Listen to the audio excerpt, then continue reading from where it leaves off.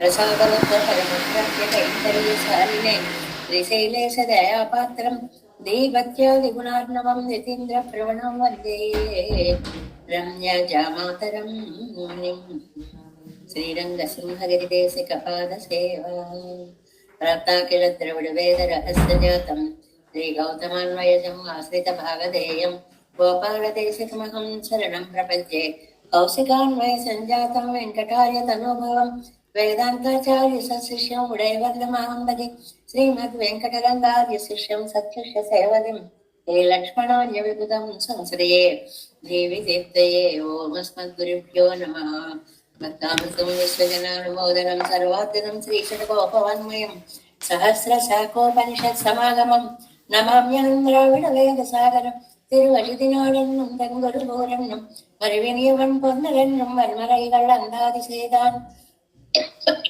கடியிடையே எப்பொழுதும் சிந்தியாய் நெஞ்சை தெளிந்து மனத்தாலும் வாயாலும் அவன் குருகோர் பேணும் இனத்தாரே எல்லாரிடைந்தேன் தனத்தாலும் ஏதும் குறைவில்லை இந்த சடகோபன் பாதங்கள் யாம் உழைய பத்து ஏந்த பெருங்கீர்த்தீராமான் சமனதம் வாயந்த மலர்பாதம் வணங்குகின்றேன் ஆயந்த பெரும் சீரார் சடுகோபன் செல்வ நிர்வேதம் தரிக்கும் பேராத உள்ளம் பெறா வான்திருடன் சோலை மனிதரங்கள் வன் புகழ் மேலானதும் மறைகள் ஆயிரமும் என்று முதல் தாய் சடுகோபன் மயம்பால் வளர்த்த இதத்தாயிரமானுசன் மிக்க விரை நிலையும் மெய்யாமையில் நிலையும் தக்க நெறியும் தடையாவி துத்தியிலும் உள்வினையும் வாழ்வினையும் போதும் குருவை அருகோன் ராஜனிசை வேதத்தியல் நம்மாழ்வார் திவ்ய திருவடிகளே சரணம் எம்பெருமானார் திவ்ய திருவடிகளே சரணம் ஜீயர் திவ்ய திருவடிகளே சரணம் ஓம் அஸ்மத் குருப்யோ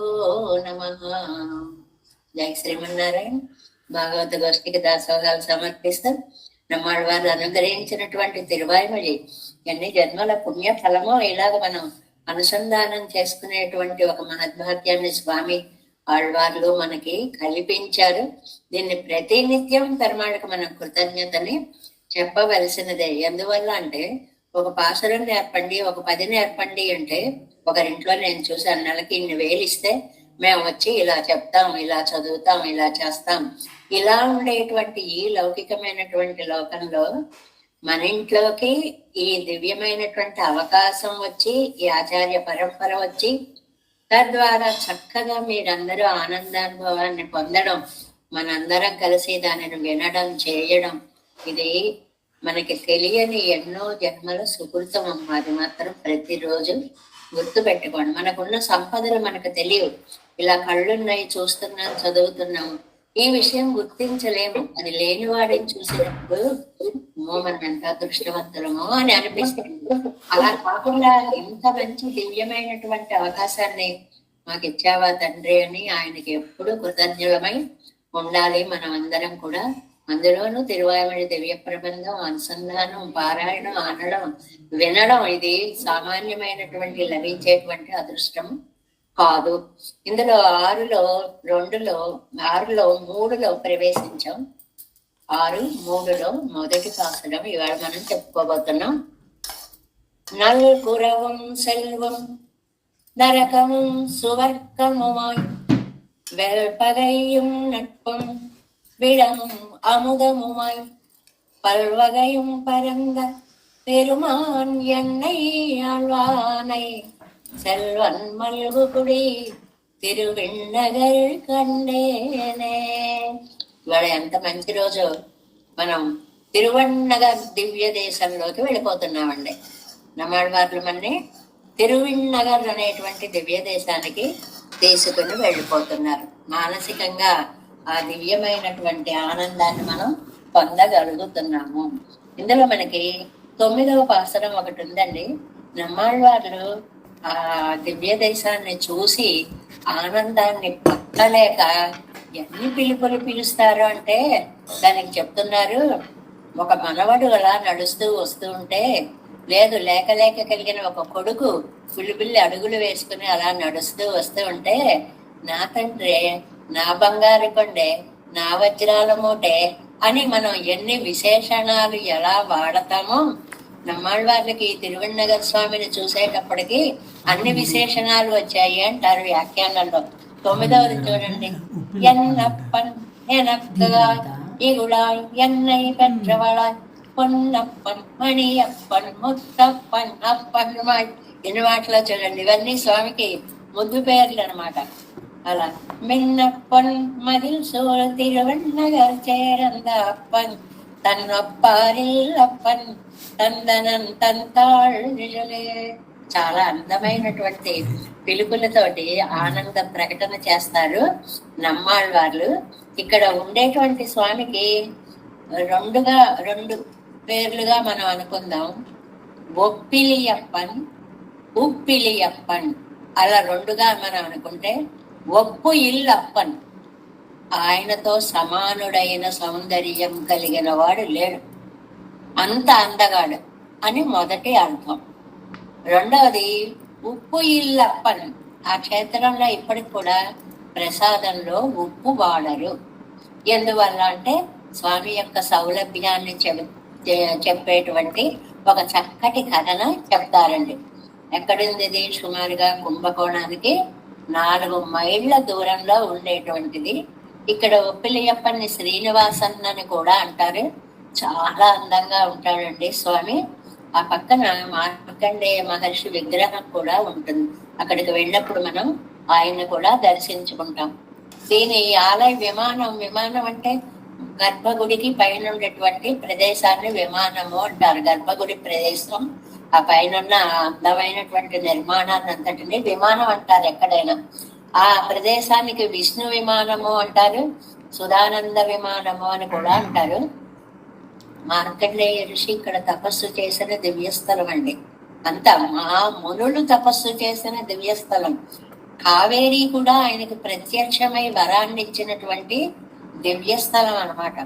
ఈయనట తిరుమల తిరుపతి వెంకటేశ్వర స్వామి మీ సోదరుడా ఈయన అని పిలుస్తారటండి. ఒప్పిలియప్పని వెంకటేశ్వర స్వామి తమ్ముడుగా పిలుస్తారటండి. వాళ్ళిద్దరు బ్రదర్స్ అనమాట.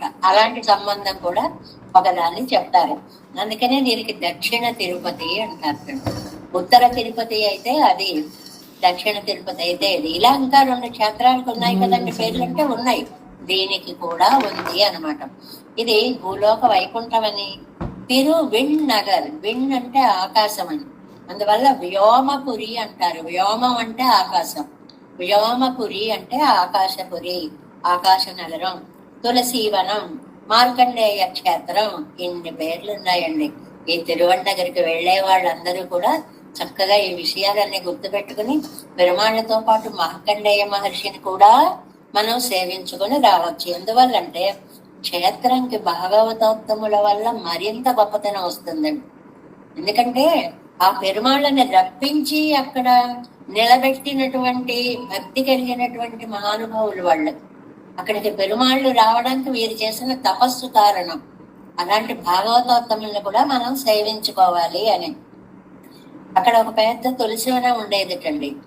ఆ తులసివనంలో మార్కండేయ మహర్షి తపస్సు చేసుకునేవాడు. తపస్సు చేసుకుంటుంటే ఆ మునిని సేవించడం కోసమని అండి గంగా, గోదావరి, యమున అనే పేర్లతోటి నదులు, అంటే ఆ పేర్లు ఉన్నటువంటి నదులు ఆయన తపస్సు చేసుకునే భూమి చుట్టూ అలా ప్రవహిస్తూ ఉండేవిటండి. మనకి శబరి మతంగ మహర్షి యొక్క వైభవాన్ని చెప్పినప్పుడు ఈ నదులు ఏవి అని అంటే అశక్నువద్భిహితైర్గంతుం అంటారు వాల్మీకి రామాయణంలో. ఈయన రోజు అన్ని చోట్లకి వెళ్ళి స్నానాలు చేసేవారు. ఓపిక లేక ఉన్నప్పుడు మేమే మీ దగ్గరికి వస్తాం స్వామి అని చెప్పి ఆ తీర్థాలన్నీ చిన్న చిన్న మడుగులుగా భరద్వాజ మహర్షి ఆశ్రమంలో ఉన్నాయి అని పరిచయం చేస్తుందండి శబరి. ఆ తపస్సుకి ఎంత శక్తి ఉందో చూడండి. అలాగే మార్కండేయ మహర్షిని సేవించుకోవాలని ఈ 3 నదులు కూడా కలిసి ఒక సరస్సుగా అక్కడ చక్కగా ప్రవహిస్తూ ఉన్నాయి. ఒకసారి మార్కండేయ మహర్షికి, మీకు అందరికీ తెలిసిన కథలైనా ఇవాళ దివ్య దేశం కాబట్టి చెప్పుకోవడం అనమాట, ఒక పాపాయి దొరికింది. ఆ తులసి వనంలో ఒక బుజ్జి పాప దొరికింది. ఆహా, ఎవరూ లేరు, పాప దొరికింది. ఎత్తుకొని ఇలాంటివి మనకి కణ్వ మహర్షికి శకుంతల దొరికింది చూడండి. ఆవిడకైతే పూర్వ వృత్తాంతం ఉంది, ఈవిడికి వృత్తాంతం అనేటువంటిది లేదు. ఒక పాప దొరికిందంటే ఆహా, నా అదృష్టం కొద్దీ దొరికిందని చెప్పి ఆవిడకి భూమిలో నుంచి దొరికింది కాబట్టి భూదేవి అని పేరు పెట్టారండి మార్కండేయ మహర్షి. ఆవిడ అలా పెరుగుతూ ఉంటే శుక్లపట్ల చంద్రుడిలాగా ఆ అందాలు చూస్తూ ఉంటే, అయ్య బాబాయ్, ఈవిడికి శ్రీమన్నారాయణుడే తగిన వరుడు.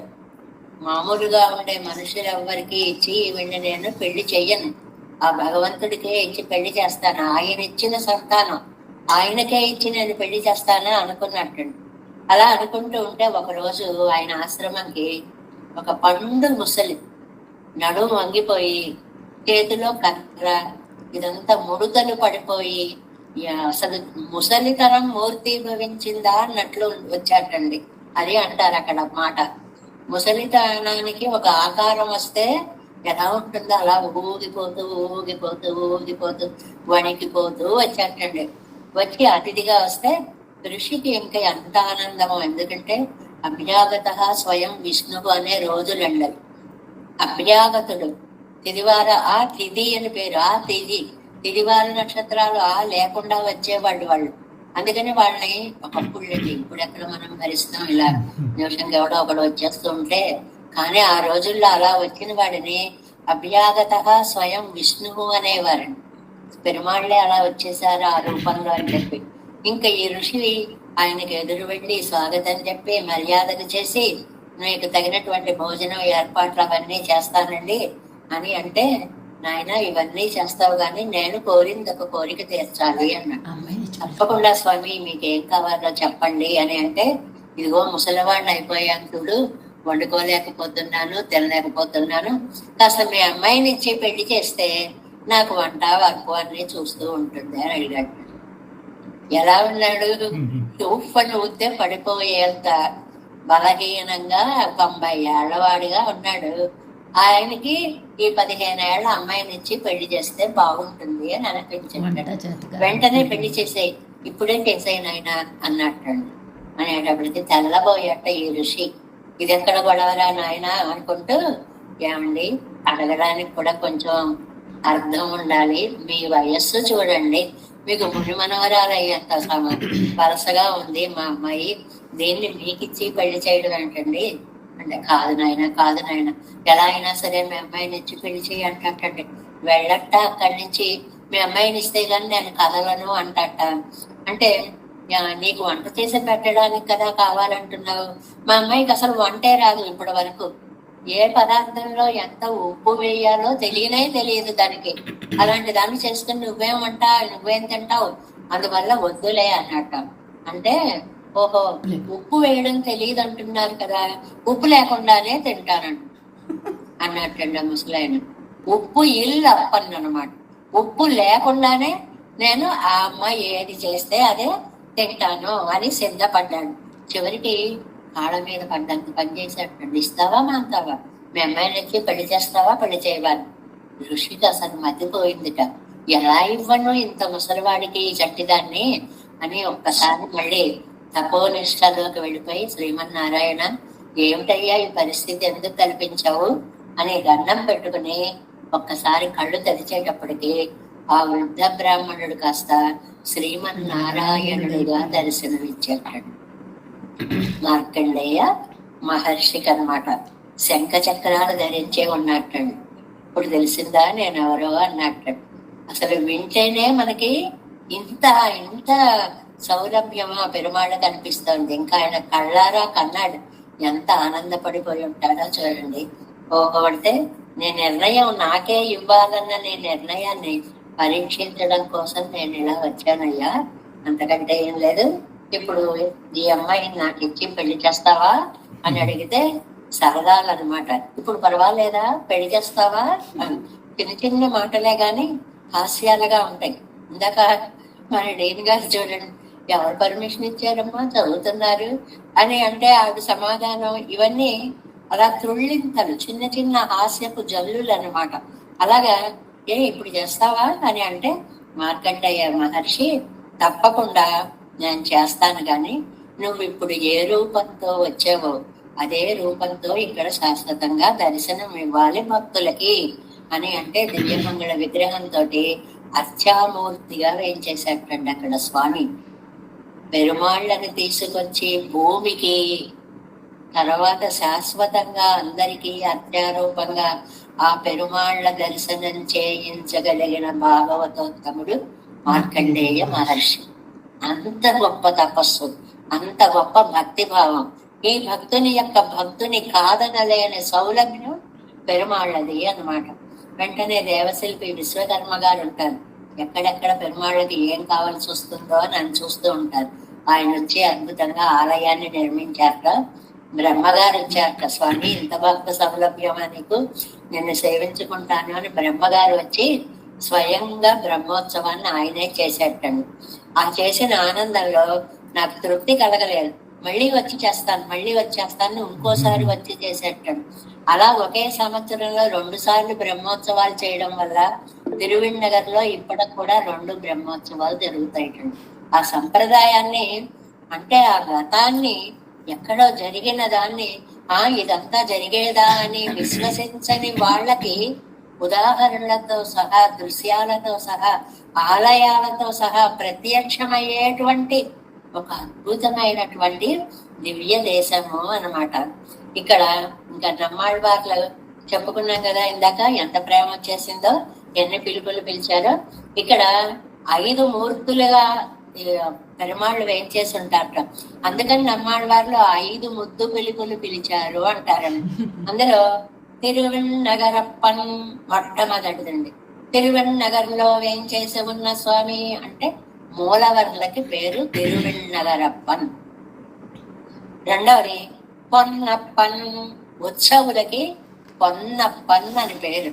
అసలు ఎంత స్పష్టమైన చరిత్రను మనకు అందిస్తున్నారో చూడండి, అక్కడ ఉండేటువంటి ఆ మూర్తుల పేర్లతో సహా. రెండవ ఆయన ఉత్సవమూర్తి, ఆయనకి పొన్నప్పన్. ఇంకా తర్వాత మూడవది భోగమూర్తి, ఈ ముత్తప్పన్ అని. నాలుగవది శయనమూర్తి, అలా శయనించి ఉండేటువంటి స్వామి, ఆయనేమో ఎన్నప్పన్ అని. తర్వాత స్నపనమూర్తి, తిరుమంజనాదులు వాటికి ఉపయోగించేటువంటి అద్భుత మూర్తి, ఆయనకి మణియప్పన్ అని. 5 పేర్లు. 5 బేరాలకి, బేరాలు అంటారండి. చిన్నప్పుడు తెలిసేది కాదు, బేరం అంటే ఏదైనా వస్తువు కొనేటప్పుడు బేరం ఆడుతాము, ఆ బేరం అనుకునేవాళ్ళం. అంటే అప్పుడు బేరము అంటే పెరుమాళ్ళ యొక్క మూర్తి, ఉత్సవ మూర్తి అన్నమాట. ఆ మూర్తులకి ఒక రూపం, ఒక ఆకారం, 5 రకాలుగా ఉంటారు. ఇక్కడ 5 పేర్లని నమ్మాళ్ళవార్లు పిలిచారని. నిజంగా ఈ వ్యాఖ్యానాలే లేకపోతే మనకి ఇంత అందమైనటువంటి పేర్లు ఇలా వచ్చాయి ఎందుకు అని అక్కడికి వెళ్ళి అక్కడ వాళ్ళని అడిగితే వాళ్ళు ఏమన్నా చెప్తే తప్ప మనకి తెలియదండి. మామూలుగా తోతాద్రి అంటారు. ఎందుకు అంటే వాళ్ళు ఎందుకు ఆ పేరు వచ్చింది అని. ఒక మహర్షి ఈత అద్రి అన్నాడు. నువ్వు ఇక్కడ కొండ మీద నిలవడం అంటే తోతాద్రి అయింది, ఆ ఊరికి వనమామలయ్య అనేటువంటిది దానికి. ఇలాగ కొన్ని మనకు అక్కడికి వెళ్ళినా చెప్పగలిగిన వాళ్ళు ఉంటారు, చెప్పలేని వాళ్ళు ఉంటారు. కానీ ఈ వ్యాఖ్యానాలు మనకి చేసేటువంటి ఉపకారము తిరువన్నగరప్పన్, పొన్నప్పన్, ముద్దప్పన్, ఎన్నప్పన్, మణియప్పన్, ఎంత పేర్లు ఆయన పేరు. ఇలా తెలుసాయండి. నమ్మాళ్ళవార్లకి ఆ చెట్టు తొనలో కూర్చున్నారు. ఈ దివ్య దేశాలు, ఈ పెరుమాళ్ళు, ఇదంతా వారి యొక్క వైభవాన్ని తెలియచేసేటువంటి పాసురాలన్నమాట. ఇంతేకాకుండా ఇక్కడ చాలా తీర్థాలు కూడా ఉన్నాయి. ఆ తీర్థాలలో స్నానం చేస్తే మోక్షం వస్తుంది అనడానికి బోళ్ళు కథలు కూడా చెప్పారు. అసలు వీటితోటే అయిపోతుందేమో ఇవాళ కానీ తెలుసుకోవలసినటువంటి విషయాలు కాబట్టి. దేవశర్మ అనే ఒక తపస్యాలు, చాలా తపస్సు చేసేవాడే, ఒక అమ్మాయిని, ఒక మహర్షి యొక్క కూతుర్ని చూసి కొంచెం తప్పుగా ప్రవర్తించాడు. ఆ ఋషికి కోపం వచ్చి నువ్వు పక్షి వైపో అన్నాడు. కాళ్ళ మీద పడ్డాడు. స్వామి ఇలా అయితే నా జీవితం ఎలాగా అంటే, అయితే తిరువణ్ణగర్లో ఒక పుష్కరిణి ఉంది, నువ్వు ఆ పుష్కరిణి చెట్టు మీద పక్షిలాగా వాలి ఉండు, నేనంతటి నువ్వు వెళ్ళి పుష్కరిణిలో స్నానం చేయడం కాదు, ఆ చెట్టు గాలివానకి కొమ్మ విరిగిపడి పుష్కరిణిలో పడుతుంది, అప్పుడు నువ్వు స్నానం చేయాలి. ఏమండి ఇప్పుడు వెళ్ళిపోతాను, అక్కడ పుష్కరిణి ఉంది, స్నానం చేసేస్తాను, అలా ఒక శాపం పోదు. గాలివాన వచ్చి కొమ్మ అందులో పడి అక్కడ స్నానం చేస్తే అది తిరువెన్నగర్ లో ఉన్నటువంటి పుష్కరిణిలో ఆ చెట్టు విరిగి పడితే అక్కడ పక్షిగా ఉన్న దేవశర్మ ఆ నీటిని స్పృశించేటప్పటికి ఆయనకి దివ్య రూపం వచ్చింది అనేటువంటిది చెప్తారు. సరే, అలాగే గాలివాన వచ్చింది, ఆయన పడ్డాడు, అదంతా కూడా అది. కానీ ఇక్కడ మనకి కొన్ని ప్రత్యక్షంగా కొన్ని అప్రత్యక్షంగా సందేశాలు ధర్మాలు నేర్పుతూ ఉంటారండి. ఏమిటంటే అర్ధరాత్రి పూట స్నానం చేయకూడదు నదుల్లో, సముద్రాన్ని అన్ని రోజుల్లో తాకకూడదు. మనం ఏం చేస్తాం, వెళ్ళినప్పుడు ఎంత ఆనందమో, వెళ్ళిపోయి ఇసుకలోకి వెళ్ళిపోయి ఆ కెరటాలు నీళ్ళ మీకు వచ్చేస్తుంటే అలా చేస్తుంటే.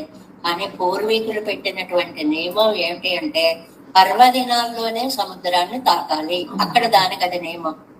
నదీ జలాల్లో అర్ధరాత్రులు స్నానం చేయకూడదు, బ్రహ్మముహూర్త కాలం తర్వాత నుంచే స్నానం చేయాలి. అందువల్ల ఈయన పక్షిగా అందులో పడి మోక్షం వచ్చి పైకి వచ్చేటప్పటికి వరుణుడి దూతలు వచ్చారు.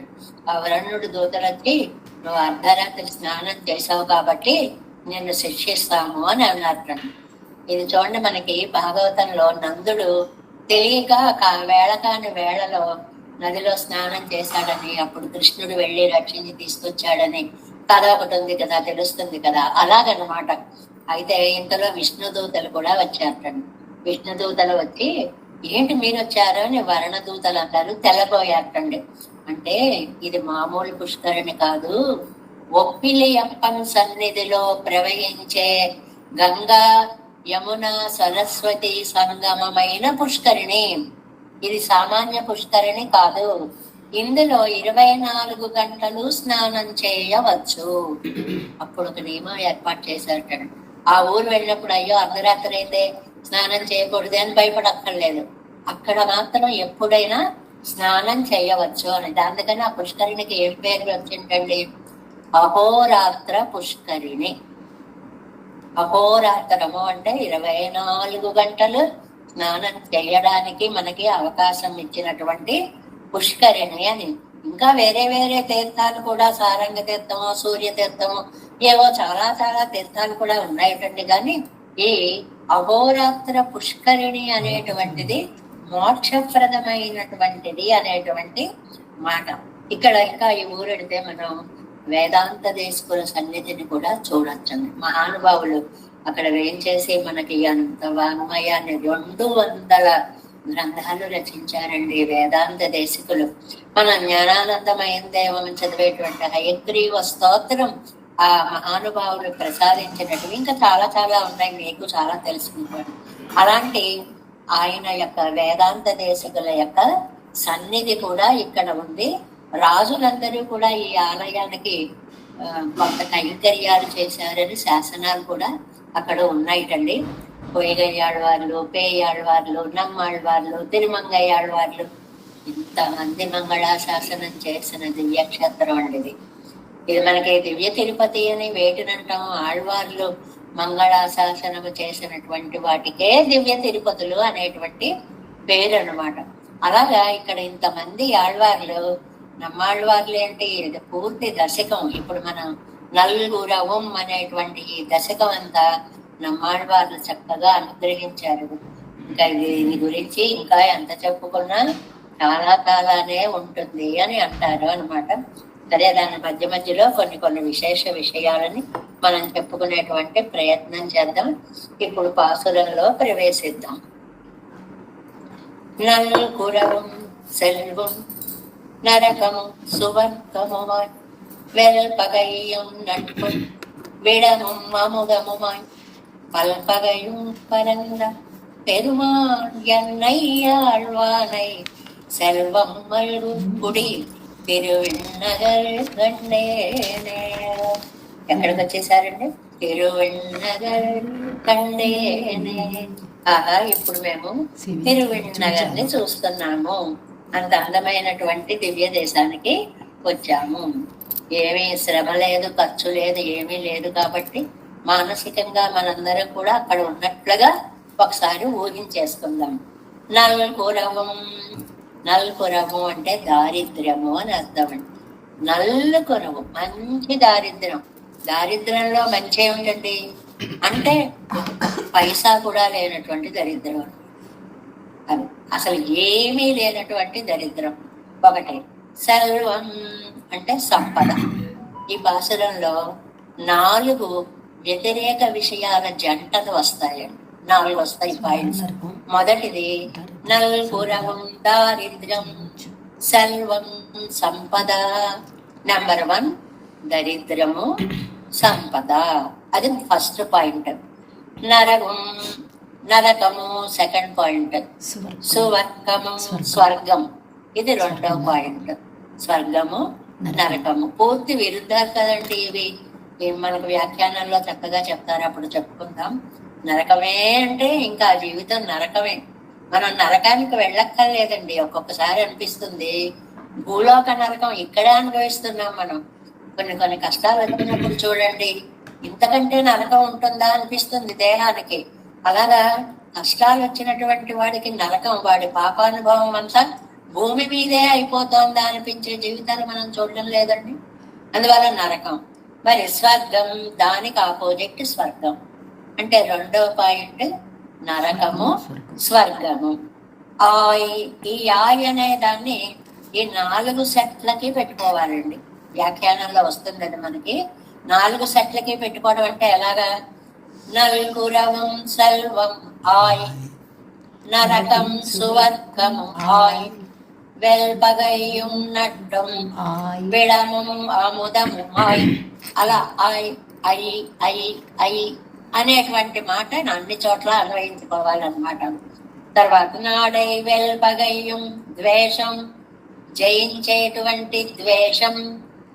నుట్టుం స్నేహము, నట్టుం స్నేహము, స్నేహము పగ స్నేహము. ఇది థర్డ్ సెట్. అందులో పగ స్నేహము. విడము అముదము. విడం అంటే విషం, అముదం అంటే అమృతం. ఇది 4వ సెట్. ఏమిటో ఎలా రాశారో, ఇంత ప్లాన్డ్ గా, ఇంత ద్వంద్వ పదాల సమన్వయంగా, ఇంత అద్భుతంగా. అంటే ఆయన మామూలుగా మనలాగా పుట్టినవారు కాదు. భగవదాజ్ఞతోటి అవతరించినటువంటి విశ్వక్సేనాంశ కాబట్టి అలా ప్రేమైపోతాయంటే ఆ పదాలన్నీ కదా. అలా వాక్కు మీద తాండవం చేస్తే మధుర కవి ఆడవార్లు మనకు అందించినటువంటివి అన్నమాట. ఇవన్నీ కూడా ఆయన చెప్తూ ఉంటే వీటిని విభూతిగా కలిగిన వాడై కల్వగయ్యం అనేక విధాలుగా. ఊరికే మీకు 4 రకాలని చెప్పామండి. ఈ ద్వంద్వాలు కొన్ని 100లు ఉన్నాయి. అన్ని నేనే చెప్తాను ఇందులో. అంటే ఇందులో మనకి అనుకూలాలు ప్రతికూలాలు సెట్లుగా చూపించి ఇవన్నీ నేనే. మనం అనుకూలాన్ని దైవంగా భావించగలం, ప్రతికూలాన్ని దైవంగా భావించలేం. కానీ అన్ని పరమాత్మ స్వరూపాలే. ఈ పాసురంలో చెప్పినవే కాదండి, అనేక పల్వగయ్యం అనేక విధాలుగా పరంద పెరుమాన్ వ్యాపించి ఉన్నటువంటి స్వామి. ఇది మనకి ప్రహ్లాదుడు చెప్తాడు. ఏమిటయ్యా, కత్తితో కొట్టేస్తానంటే, పాముతో చంపేస్తానంటే, ఏనుగుతో తొక్కించేస్తానంటే నవ్వుతూ ఎలా ఉండగలిగావయ్యా అంటే అన్ని పెరుమాళ్ల స్వరూపమే. అంత భావన రావడానికి ఈ మనస్సుకి మనకి సాధ్యం అవుతుందా అంటే ప్రయత్నం చెయ్యడమే. అంటే మన చుట్టూ ఉండేటువంటి ద్వంద్వాలని మనకు అనుకూలంగా భగవత్ ప్రసాదంగా భావించుకోవాలి. ఒక అద్భుతమైనటువంటి పాఠం అండి ఇది నిజంగా. అందరికీ అన్ని వడ్డించిన విస్తరిలా జీవితం సాగదు. అదృష్టవంతులకు పెడుతుంది, లేని వాళ్ళకి అనేక సమస్యలు వస్తాయి. అది శారీరక సమస్యలు కావచ్చు, లేకపోతే ఆర్థిక సమస్యలు కావచ్చు. ఎన్ని రకాల సమస్యలు చాలా ఉన్నాయి కదా. ఏది వచ్చినా భగవత్ ప్రసాదంగా మీరు స్వీకరించాలి అనే అద్భుత సందేశాన్ని ఈ పాసురంలో అవన్నీ నేనే కల్పించాను. అంటే అలా వచ్చినవి మనం ఆయన్ని ప్రార్థిస్తే ఆ రెండవదిగా అమృతంగా, విషం అనుకోండి అమృతంగా మారిపోతుంది, నరకం అనుకోండి స్వర్గంగా మారిపోతుంది. అలాగా 4 సెట్లలో ఇక్కడ 4 చెప్పారు. పలువిధమై అనేక విధాలుగా ఉండేటువంటిది. దీన్ని మనకి ఇప్పుడు సమాజంలో ఏమనుకుంటున్నామండి, పాజిటివ్ థింకింగ్. ఏది వచ్చినా కూడా.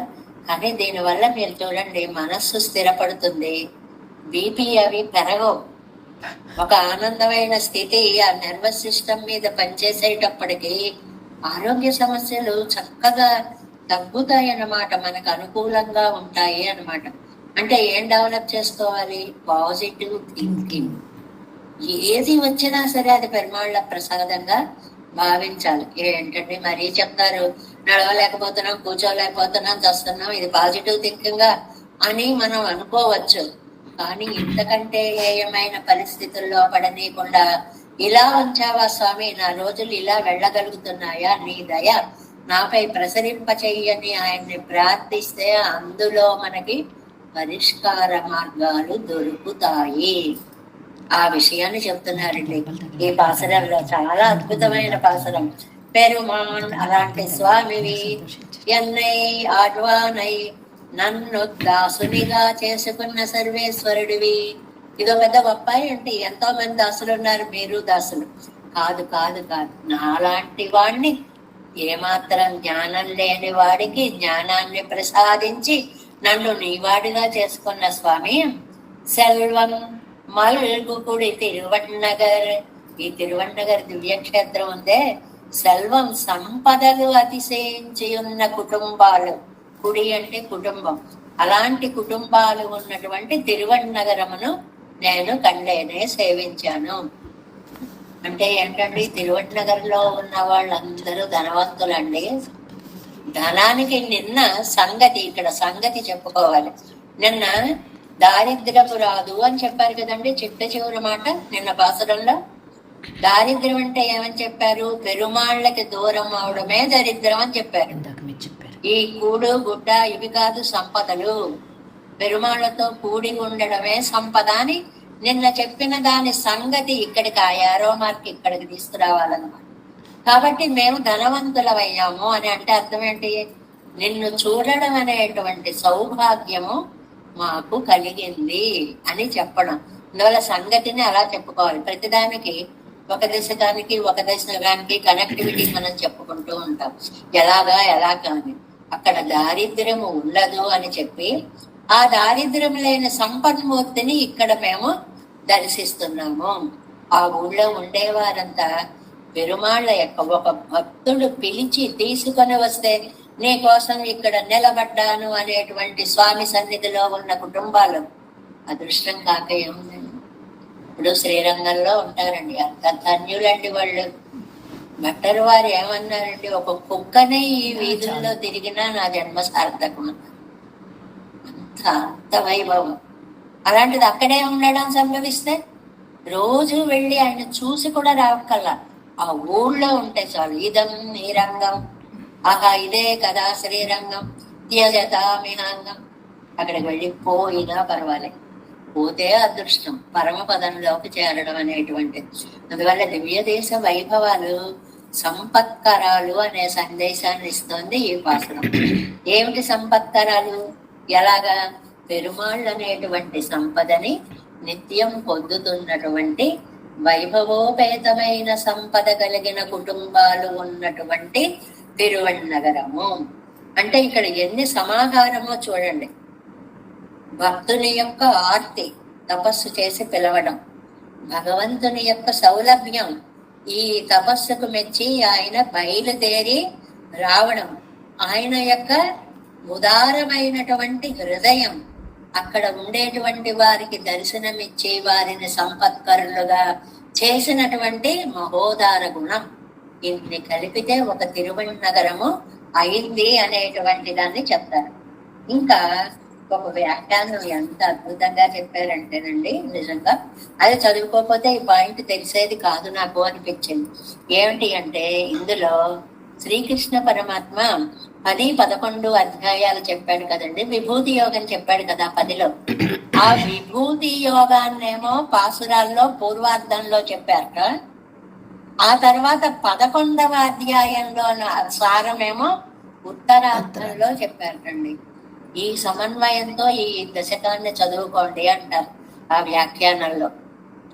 ఎంత అదృష్టం అండి అది. గీతా సారాన్ని 10-11వ అధ్యాయం, 10వ అధ్యాయం అంతా ఇందులో నేను అది, అందులో నేనది, యద్ విభూతి మత్సత్వం శ్రీమదూర్జితమేవ. దేనిలో గొప్పదుందో ఆ గొప్పదనం అంతా నాదే అని చెప్పాడు కదండి. అది పూర్వార్థంలో చెప్తూ దాని సమన్వయాన్ని ఉత్తరార్థంలో చెప్తారు.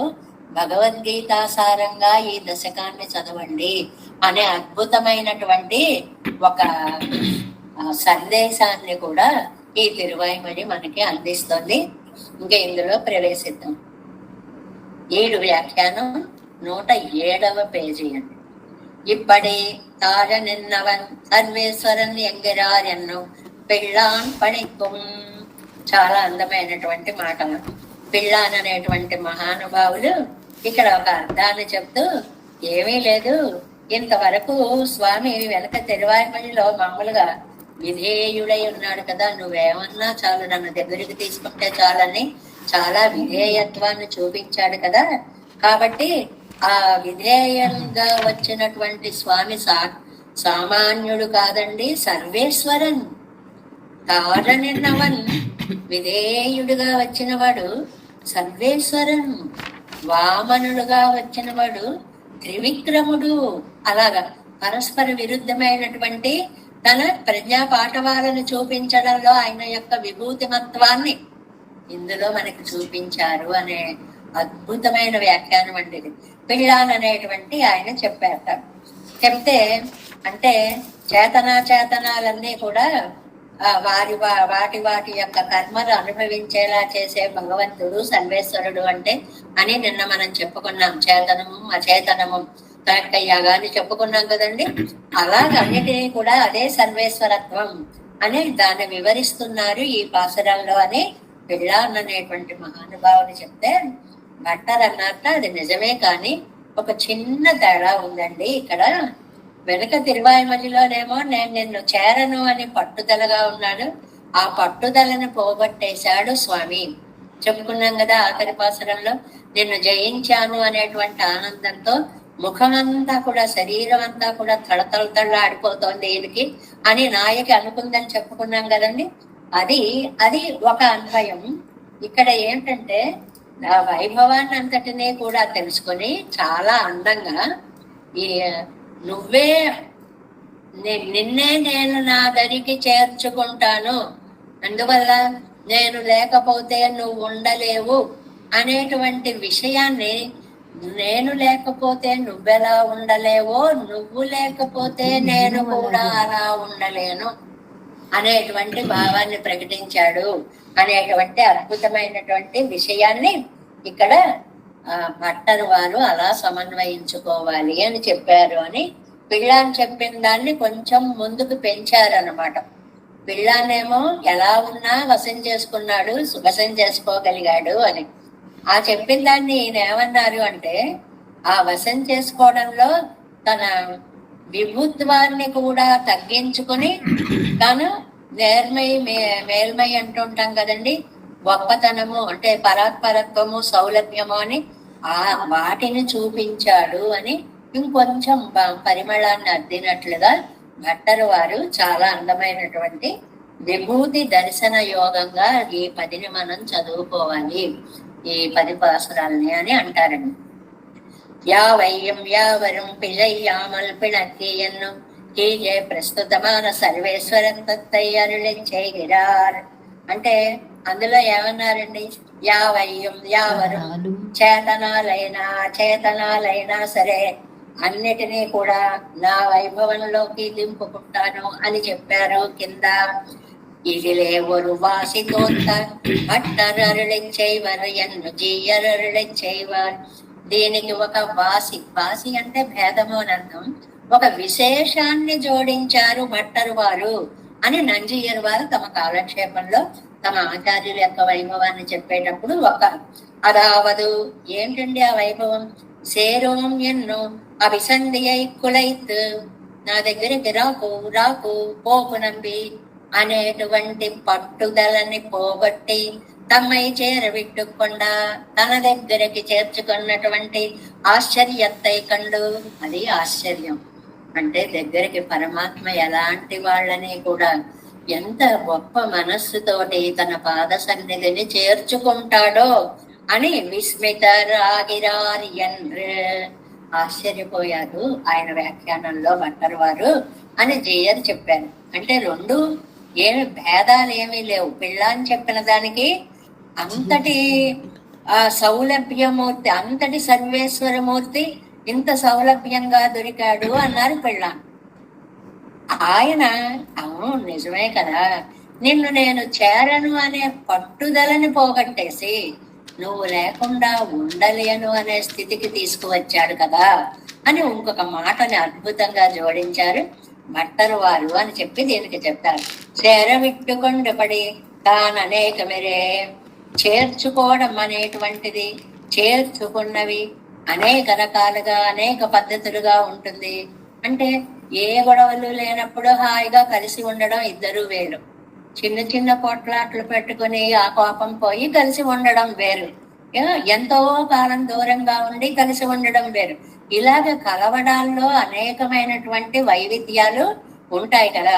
முதல் తన్నిలే తమ్మైயும் మర్యాదే అవనిயும் మర్యాదే ఇరిక్క ఆళ్వార్ నాయకి చెప్తున్నారు. అసలు మొట్టమొదట్లో నా గురించి నాకు తెలియదు, పరమాత్మ గురించి అసలే తెలియదు. తన్నిలే తమ్మయ్యం మర్యాదే, ఇంకోటి అవనయ్యం మర్యాదే, ఆయనట వైభవం ఆయనకు కూడా తెలియదు, మనకి తెలియకపోవడం సరే. ఇప్పుడు పెద్ద మన దేశంలోనే గొప్ప నెంబర్ 1 ప్లేస్ లో ఉండేటువంటి ధనవంతుల్ని మీకు ఎక్కడెక్కడ ఏమున్నాయండి అని అడగండి, అబ్బో చాలా ఉన్నాయండి చెప్పలేమండి అంటారు. ఎందుకంటే అవన్నీ గుర్తుకుండవు.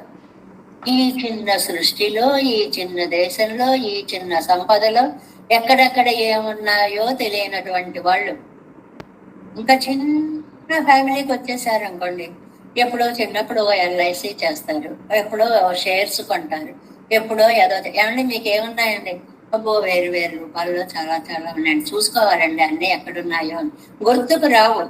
ఇంత చిన్న జీవితానికే ఇంత, ఇంత ఒక ధనవంతుడికే ఇంత అంటే అఖిలాండ కోటి బ్రహ్మాండ నాయకుని యొక్క వైభవం ఆయనకి ఎక్కడ తెలుస్తుందండి?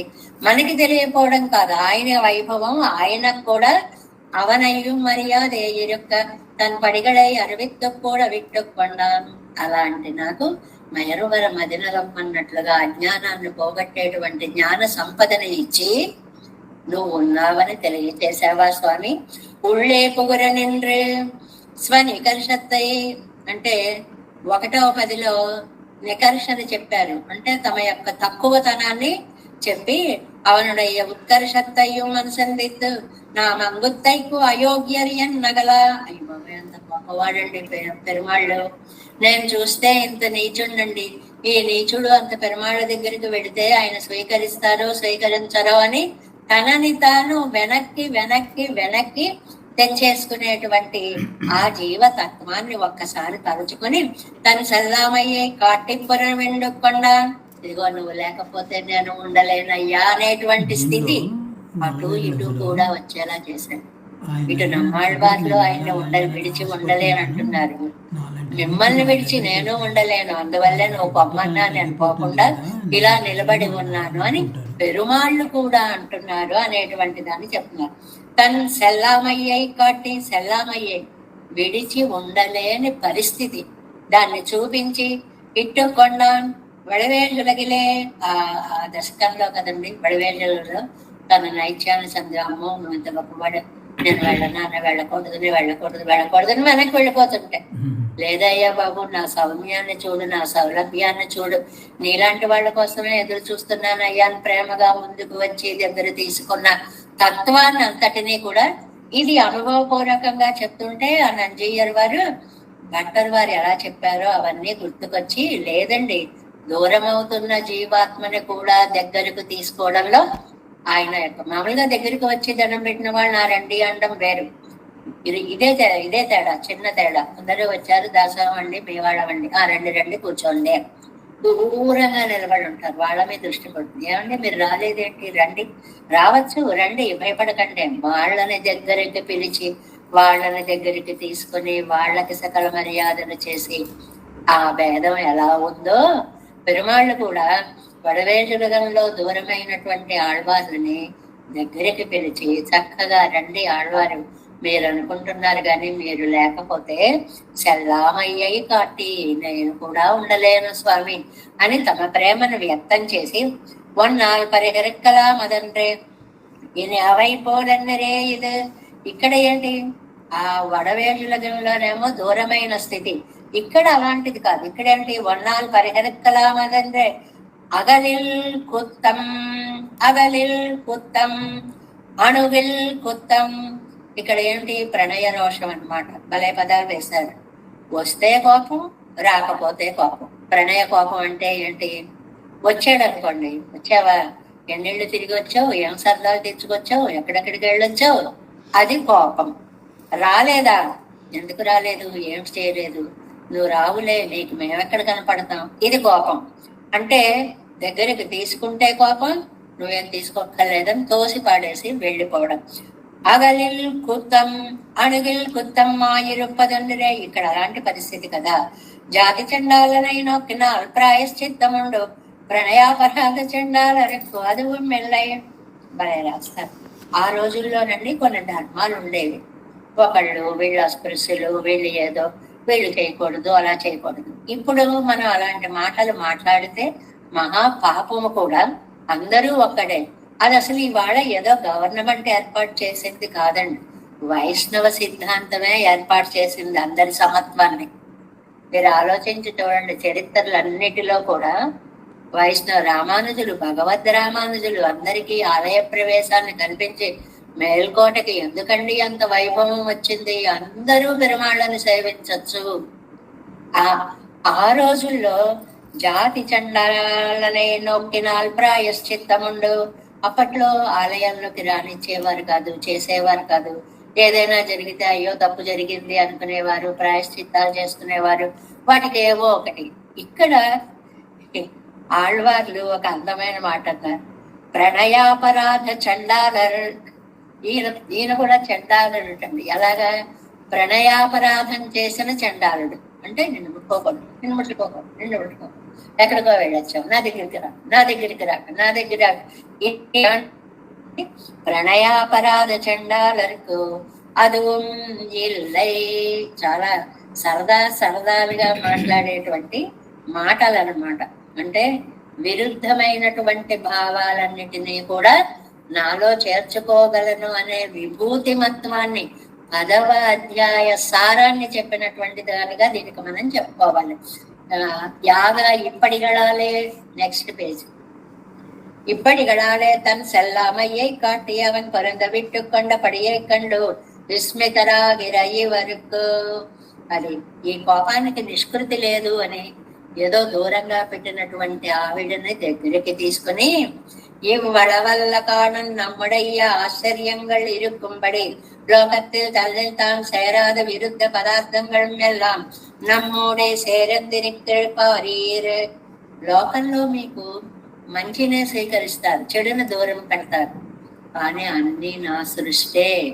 ఇవాళ పాసురంలో చెప్పిన నరకం స్వర్గం, నరకము నా సృష్టే, విషం అమృతం, విషము నా సృష్టే, పగ స్నేహం, పగ నా సృష్టే. అంటే సర్వ విభూతి మత్వము అని పేరు అనమాట. ఆనపింపు నమ్మోడు సేరాదారులై కాణమెన్నం తన్నుడయ్య విరుద్ధ విభూతికత్వత్తై కాటి. ఆ లైన్ అండర్లైన్ చేసుకోవాలి. ఇందులో ఏం చెప్తున్నారు మనకి, విరుద్ధ విభూతిత్వాన్ని చూపిస్తున్నారు. పరస్పరము వ్యతిరేకములైనటువంటి సృష్టి పదార్థాలని ఇందులో మనకి గుర్తుకు చేస్తున్నారు. ఇది రెండపడియం కొడుత చైతన్యத்தை கொண்டு అగలుడుకై కూడలాయిరుక్కరై వత్తై ఎల్లా.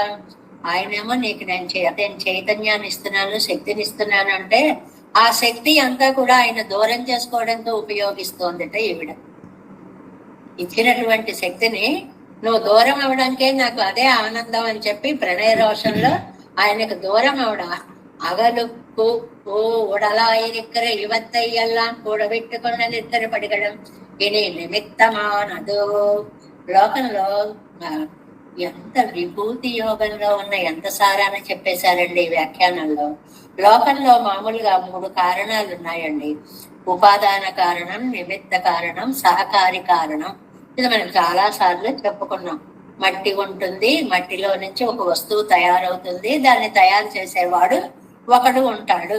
ఇలా 3 రకాలుగా అని ఇక్కడ పరమాత్మ చెప్తున్నాడు చూడండి. ఈయన నిమిత్తమానదు ఉపాదానమాగమాట్టాదు. నిమిత్త కారణము ఎప్పుడూ కూడా ఉపాదాన కారణము ఎప్పుడూ కూడా నిమిత్త కారణం కాలేదు. అంటే ఎలాగండి, ఇప్పుడు బంగారం ఉంది, నేను బంగారం పట్టుకెళ్ళాను, హారం చెయ్యండి అని అన్నాను. బంగారం వేరు, చేసే కంసాలి వేరు. అవి రెండు ఎప్పుడు ఒకటవదు కదా. అలాగే నిమిత్త కారణం కూడా ఉపాదాన కారణం కాదు.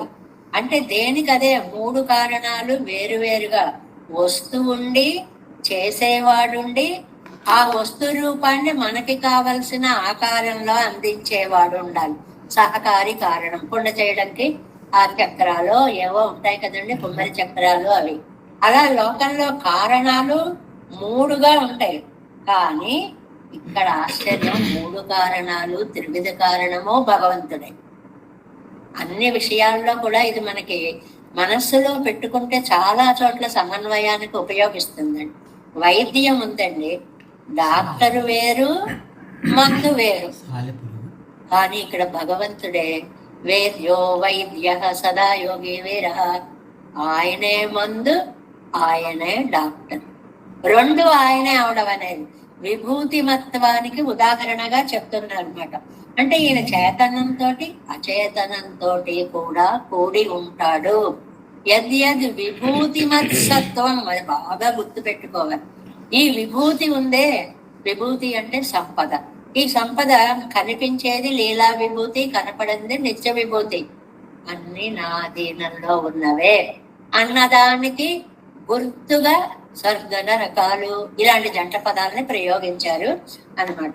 ఈయన నిమిత్తమానది ఉపాదానమాగ మాట్లాదు, ఉపాదానమానది నిమిత్తమాగ మాట్లాదు. అంగనే இருக்க இவையெல்லாம் தானா இருக்கிறபடியையும் అన్ని నేనే. ఏది చూసినా సృష్టి అనేది నా స్వరూపమే. இவத்தோடு கோரி இருக்க செய்தையும் இவத்தில் தோஷங்கள் தனக்கு ஸ்பர்சியாமல் இருக்கிறபடியையும் దోషం తట్టమాల్ కనుక ఇరుక్కై என்றకే నియంతవాయిరుக்கிறపడియం. అయితే మళ్ళీ దోషాలంటే దోషం కూడా నీదే కదా, దానివల్ల నీకు దోషం రాదా? దోషానికి తాకకుండా నేను ఉంటాను.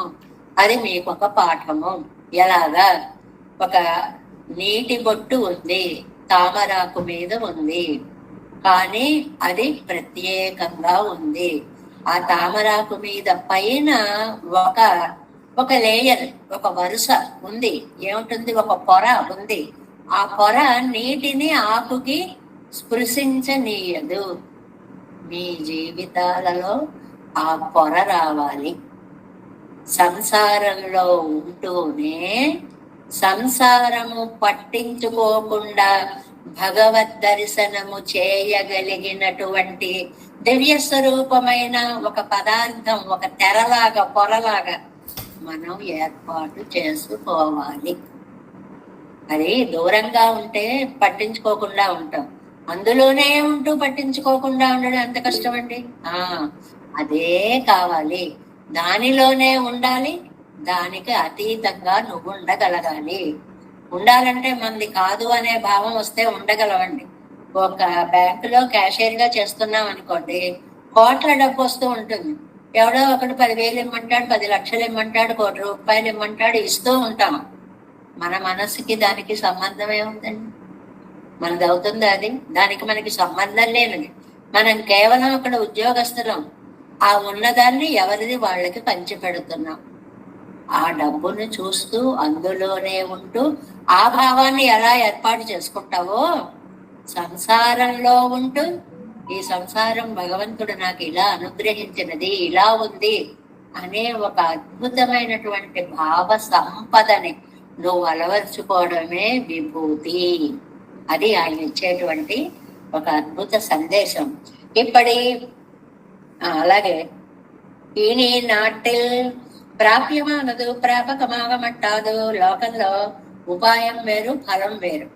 మనం ఏదో ఒక పని చేసాం, ఆ పనికి ఒక ఫలం వచ్చింది కాబట్టి పని వేరు, ఫలం వేరు. ప్రాపకమానదు, ప్రాప్యమాగ మాటాదు. ఫలం ఉపాయం అవదు, ఉపాయం పని అవదు. రెండు వేరు వేరుగా ఉంటాయి. చాలా ఖర్చులు పెట్టి ప్రతిరోజు కూడబెట్టి ఏదో చేసి, ఇదేమో మనం చేసే ఉపాయం. దానివల్ల మనకు వచ్చేటువంటిది పెద్ద ఫలం. అది ఇది అవ్వదు, కానీ దానికి ఇది మూలం అవుతుంది. ఈ పని చెయ్యకపోతే ఆ ఫలం మనకి రాదు.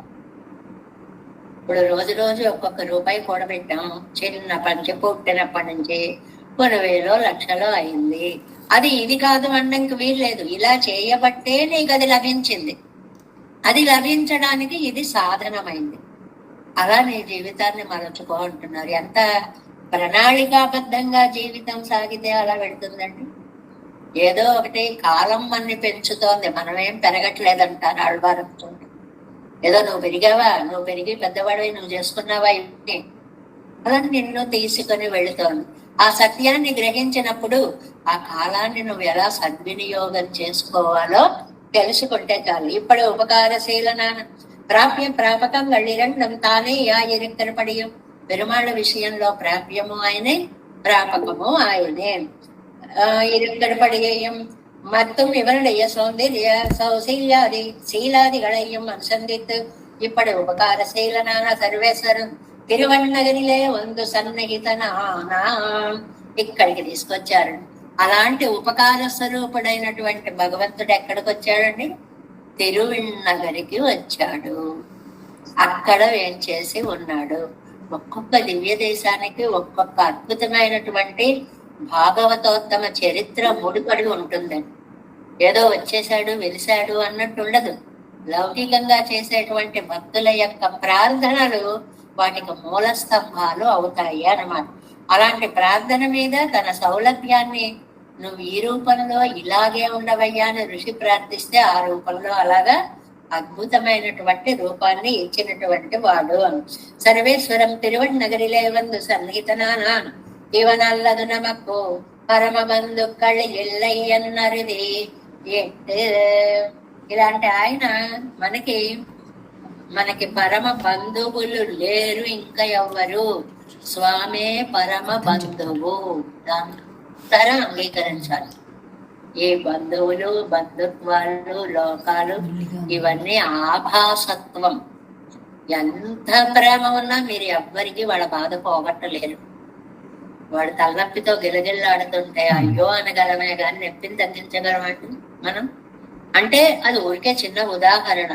ఆ డాక్టర్ దగ్గర తీసుకెళ్తామండి, ఇంజక్షన్ ఇప్పిస్తామండి, మందు, అది వేరు. మీరు ఆ బాధని తీసివేయగలరా? మీకుందా ఆ శక్తి? లేదు. ఆ శక్తిని కలిగినటువంటి వాడు నిరూపాధిక బంధువు శ్రీమన్నారాయణుడు ఒక్కడే. కాబట్టి ఆయన పాద పద్మాలు తప్ప మనకి వేరొక దిక్కు లేదు. పరమ బంధుక్கள் இல்லை ఎన్నరుది ఇట్టు. బాబా ఎంత వేదాంతాన్ని చెప్పేశారు. పరమాత్మ తప్ప ఎవరు నిజమైనటువంటి బంధువులు కారు. ఇవన్ తిరువడిగళ్ళదు. ఆ పరమాత్మ యొక్క పాదాలు తప్ప పత్తిల్లే என்று பேசுகிறாராய் இருக்கிறது. ఆయన పాద పద్మాలు తప్ప నీకు వేరొక దిక్కు లేదు అని చాలా స్పష్టంగా ఈ తిరువాయిమలో చెప్పారనమాట. అంటే మొదటి పదిలో పరత్వాన్ని అనుభవించారు. మూడో తిరువాయిమలోకి వచ్చేటప్పటికి సౌలభ్యాన్ని అనుభవించారు. వెళ్ళి పొమ్మంటే అడుగు వేయకుండా నిలబడ్డటువంటి పరమాత్మలో సౌలభ్య గుణాన్ని చూశారు.